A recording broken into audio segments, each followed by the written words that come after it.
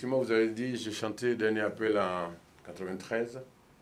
C'était l'appel au réveil, l'appel à la prise de conscience et l'appel aussi au retour de la diaspora en Afrique.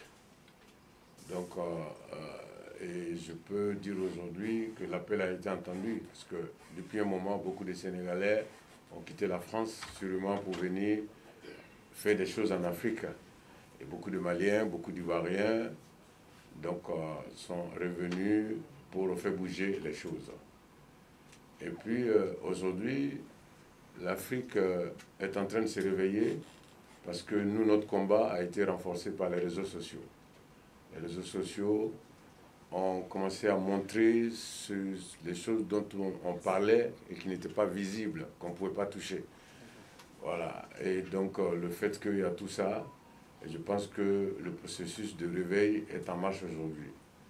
Il y a une prise de conscience, il y a des pays qui sont en train de s'unir. Moi, je suis très heureux de voir ça.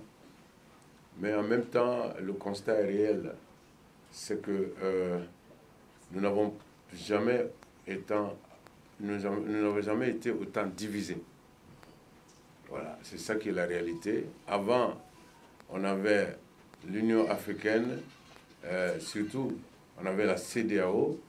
Aujourd'hui, on a la CEDEAO et l'AES. Donc, moi, je dis, peut-être qu'on est sur le chemin de l'unité, mais là, on vient de faire, quelque part, un bond en arrière. Parce que nos ancêtres et nos parents auraient voulu qu'on passe à une autre étape positive, au lieu d'être divisés. Et puis, vous pouvez constater que les Maliens sont divisés, les Burkinabés sont divisés, les Nigériens sont divisés, et même les Ivoiriens sont divisés, ça c'est politiquement, je veux dire. Et donc, moi je compte continuer à parler d'unité. D'unité, il y a des gens qui disent non, Tikenja, si Bob Marley avait été là, il allait prendre position pour tel ou tel groupe. Mais je pense que Bob Marley aurait été là aujourd'hui, il aurait chanté l'unité. Parce que l'Afrique unie gagnera tous les combats et l'Afrique divisée ne gagnera rien.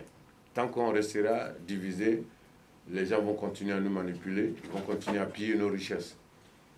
C'est pourquoi vous verrez sur le net, il y a beaucoup de personnes qui m'accusent parce qu'il y en a qui voudraient m'avoir avec eux, ainsi de suite. Voilà, il y en a qui voudraient que je sois leur porte-parole, etc. Et je pense que ce soit les gens de la CEDEAO ou les gens ceux qui soutiennent ceux qui sont dans la CEDEAO, ceux qui sont dans l'AES, moi je considère tout le monde comme des Africains. Moi, mon rêve, comme je le dis, quand l'Afrique, voilà, ça va faire mal quand on sera unis. Et donc, il faut que les 54 pays africains soient ensemble. Donc, aujourd'hui, j'apprécie l'association des 3 pays qui ont le même problème. Le problème des 3 pays, c'est que c'est des pays sahéliens, hein, et ils ont le terrorisme. Ils ont le terrorisme aux fesses. Donc, il faut qu'ils se mettent ensemble pour combattre ce fléau. Et donc, moi, je pense que l'union fait toujours la force. J'espère qu'il y aura une seule armée et peut-être un seul président pour ces 3 pays. C'est ce que je vais appeler une vraie unité. Voilà. Parce que si chacun continue à faire son truc et puis on dit qu'on est unis, moi je dis que j'ai un problème avec ça. En fait, mon rôle, ce n'est pas d'appartenir ni à la CEDEAO ni à l'AES. Et mon rôle, c'est de continuer à expliquer aux Africains que tant qu'on sera divisé, on n'avancera pas. Et qu'il faut absolument qu'on soit unis. Vous savez, l'Afrique n'a pas la place qu'elle mérite. Nous avons la majorité des matières premières dont les pays occidentaux ont besoin pour continuer le développement. Nous sommes sur un continent où la jeunesse est assez nombreuse. Nous sommes sur l'un des plus grands continents. Et donc, nous devons être à l'avant du train, mais pas à l'arrière. Pourquoi nous sommes à l'arrière du train? Parce que nous sommes divisés. L'Union européenne, je crois que c'est 26 ou 27 pays. Les États-Unis, 50 ou 52 États. Nous sommes 54 pays, man. Nous sommes 54 pays. Et nous avons, j'ai parlé des matières premières tout à l'heure. Moi, je ne connais pas beaucoup de petits blancs qui n'aiment pas le chocolat. Hein. La Côte d'Ivoire est le premier producteur mondial de chocolat. Voilà, le jour qu'il y aura rupture du chocolat, il y en a qui vont péter les plombs. Combien de personnes en Occident se lèvent le matin pour boire du café Voilà, et je pense qu'il y a un bon pourcentage. S'il n'y a pas de café, les gars vont péter les plombs. Donc, je ne parle que de ces deux matières premières. On peut faire le tour de l'Afrique et vous trouvez que chaque pays a quelque chose d'important dans le fonctionnement de la chaîne mondiale. Donc, ce n'est pas normal qu'on soit derrière. Donc, aujourd'hui, pour répondre à votre question, moi, j'ai mal au cœur parce que je me suis battu pour que l'Afrique soit unie. Et je constate que, voilà, au lieu qu'on utilise les réseaux sociaux, parce que si nos ancêtres avaient eu les réseaux sociaux, mon vieux, comment ils allaient l'utiliser? Mais ils allaient l'utiliser le maximum positif.